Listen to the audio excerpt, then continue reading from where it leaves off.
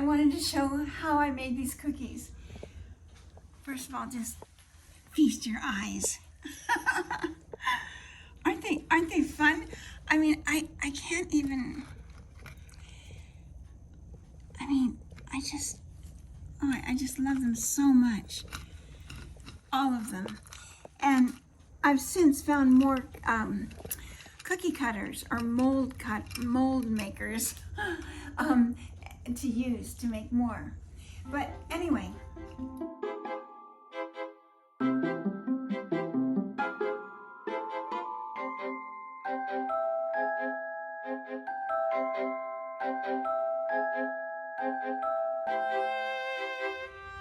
The most important thing I want to show you is my apron. One of the channel mammals sent this beautiful apron to me. Isn't this amazing? Now look, I gotta show it up to you up close because there's just no way you would understand until you see it up very, very close. Maybe I could show you, well, I'll show you here. I'm in the pocket. See, there are two pockets. Let me.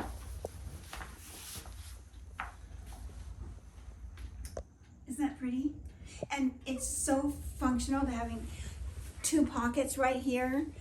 And all, everything I need can be right there. Isn't it amazing? Well, okay, my channel mammals. I told you about the most important reason for getting together with you.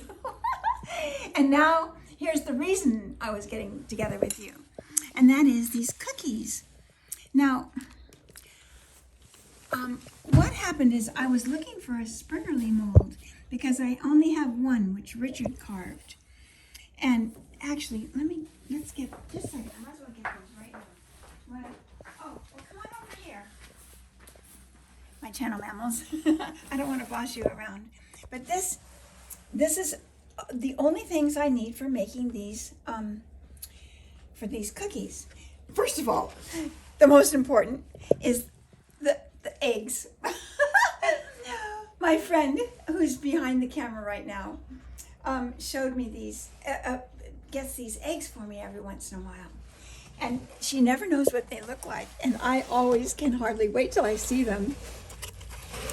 Aren't they funny looking? Look at this spotted one. Isn't that gorgeous?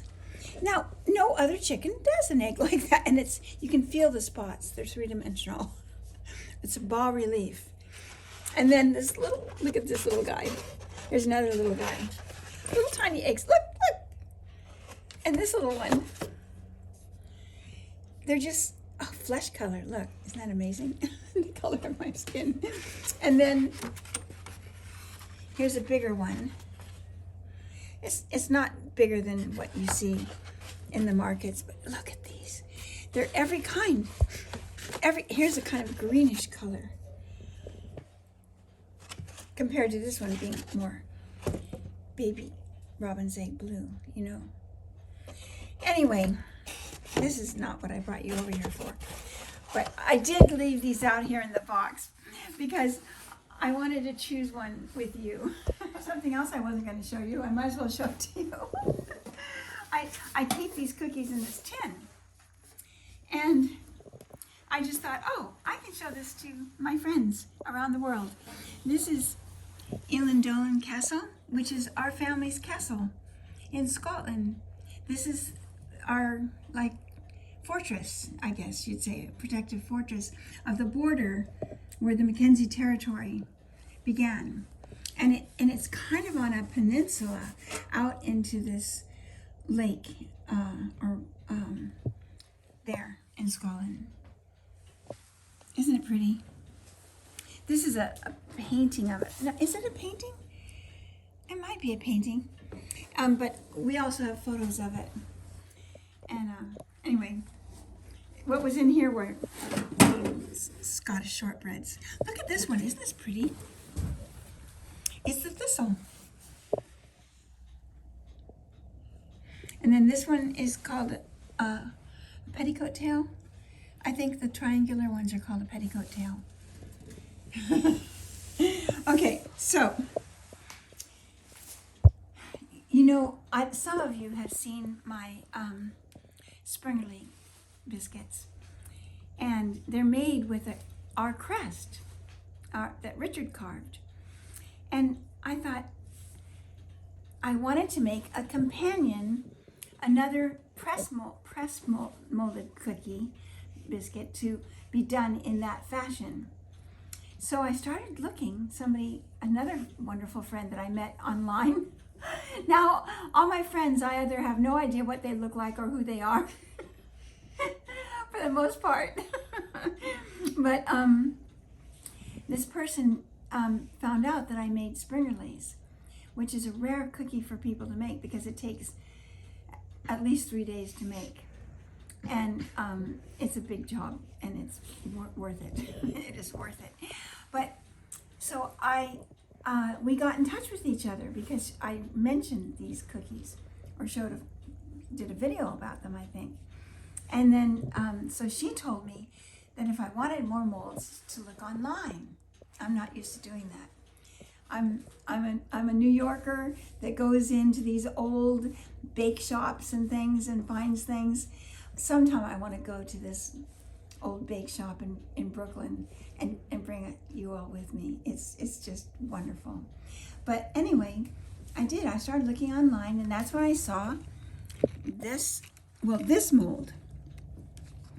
And this mold, I just thought it was beautiful, but it's awfully big for a cookie. I mean, that's a lot to eat. And then I found that it was too much. So I taught myself how to make it thinner. And I'm going to show you that today too. And then I found another mold, which I started to show you. Isn't that pretty? And then there's a little mold that goes with this mold that just outlines, see this little 6-sided form in the middle? Well, there's another cutter that cuts that out of the center of this. So I hope you're not getting scared, but I just think they're just so pretty. And so then I started looking around. Oh, here, I can show you right now this whole thing. It's really hard to tell until you actually see the cookie. You can't really tell what the mold is like very well. Maybe from this side, it's pretty good. Anyway, so you roll out the dough and then you just pat it on there with your hand really hard. And then you just peel it off and it turns into a cookie. And then if you want to do that little cookie, you take this. You cut this out of the dough first, just like a biscuit cutter, only it has a frilly edge. Then you pick up that thing that you just cut and you press it down on here and peel it off and you have the cookie.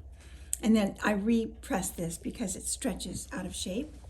So then I use that. So there's that. And then if you want to make a baby cookie, a little baby one, you use this little thing. And so when this is a cookie, see if I can find it. It's hard to find exactly where it fits. You can kind of see through these, can't you? Is that so? Am I seeing things? You can kind of see. This one was the easier one because it's a little thinner. But anyway, you can see the design. See it? And so you get all these cookies out of one cutter. And then a second cutter. I mean, 2 different cutters. This is the cutter, and this is the press, and this is the press mold, the mold that you use. And then here's the one that I used for this cookie. And this is a silicone mold. This mold is a wonderful mold. You don't even have to put flour or anything in it if you don't want to. I do, because no, I don't. I just put it on the dough. And you just pop it right out. It comes right out. It took me a while to learn, so I'm going to teach you. But isn't it pretty? You can see your fingers through it, kind of. Okay, so then I started looking through my own cookie cutters, and I found others that I could do these molded cookies with. And look, I'll show you in the freezer right now. I tried this last night. I've been working on these for 4 days, just for you. It's so much harder to make things when you're making them with somebody else in mind, because you have to think of every facet. You can't just take it internally as something you know. You have to understand it in word and in deed, both ways. Anyway, here, I just threw them in here, and they're hot as a rock now. This is good. It's fine, because you bake these when they're frozen. But this was interesting too, because they're different thicknesses, because I just had a little wad of pastry left over, and so I put this mold on. I went like that, on the pastry, and then I pushed this down, and it pops it right out. Look, isn't it gorgeous? In the light. I'll get the thinnest one. I bet you could even see through. Maybe. Wait. Yeah. Wow. Wait.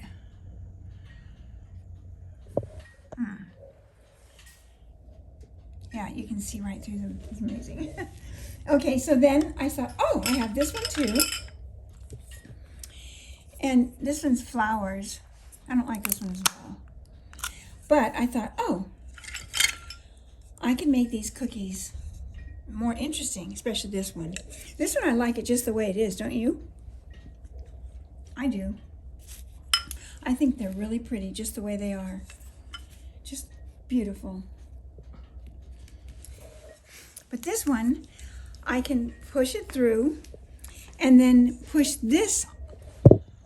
How would that work? Wait, it might not work. Well, we'll experiment together today, okay? So anyway, I thought it'd be pretty with a frame, a bigger cookie. Oh, let me hold this one's a little heavier, easier to hold on to. So with this frame around it, isn't that pretty? If we can get that to work, that would be a pretty impressive cookie. Or would this be a better size? Might be. This might be more sensible. No, that's too tight. I think that looks too tight, probably. Okay, so then I found this. When I was making those tea cookies, did I ever make the video for that and show you? I think I did. And so it came with all these other shapes. And they're kind of weird because you're cutting them out of a bigger piece. So they're a little bit hard to work with, but I think it's worth it because I found this cutter here in my own cutters. And I thought, oh, it looks so similar in attitude. Oh, God. Imagine, if it was, I think this helps to kind of show you what it's like. Anyway, do you see how it kind of relates? The kind of spikiness of this and the spikiness of this, they kind of relate. I think they could look good together. And then that goes with that. Oh, I was going to say, you can even do, I would never do this. I don't know who would do this. But if you did this in the middle, we barely have anything left. But if you needed a hole in your cookie, you could do that. Okay, so that's another one I found. And then I found this. This is part of the process of when Richard carved this thistle. This is part of the process that you have to go through from model to mold. So I have a stacking box full of all sizes of this shape, all the way down to teeny tiny and all the way up to large. So I found this one. I thought this was a good size. Let's see, does it help if I put it on here like that? I can't see it. Wait. Well, anyway, you get the idea, right? Doesn't it look nice with that scalloped edge around it in the hexagon shape? So this is part of the mold making process that Richard did when he made the mold of the thistle for me. But when I use this today, I don't think we'll keep it because it'll be an indent of the design. But it might look kind of interesting. It'll be a negative, because it's not really, this isn't what you would use for making a cookie. I guess. I don't know. It's funny because it's kind of like this. Right? No, because this is the negative. This is the negative and it makes a positive. This is a positive that will make a negative. So it probably won't be something we'll do. But it's just fun to show it to you and show you the process. And then I thought, I don't know if this is the right one. Yeah, here's another one of these things that came. Sort of like a floral. Oh, it's beautiful, actually. You know, it's an architectural looking floral piece. So this, with that kind of a frame, might look pretty. Might. I don't know. We'll see. Anyway, all this was all part of the fun. Then I thought, then if I gave a box of cookies, even though they're all the same cookie, they'd be all different shapes. Wouldn't it be fun to put a plate of cookies out with 7 or 8, 6 or 8, I don't know how many shapes we have here, but quite a few shapes. And I just think it would be such a nice way to give someone cookies without making lots of different cookies. So something to think about, you know? Okay, so now I have another thing that happened recently. I better put these in the freezer because they need to be frozen when they're baked. So I'll just put them back. I don't want them to get. So I just put the cookies back in the freezer here. And I think we'll stop this video now because it might, you've got other things to do besides listen to me all day. If you saw me for 4 days working on these cookies, you'd say, that's enough, thank you very much. So I'm going to say au revoir for now, and then we'll come back and meet for the second part of the actual making the cookies. How's that?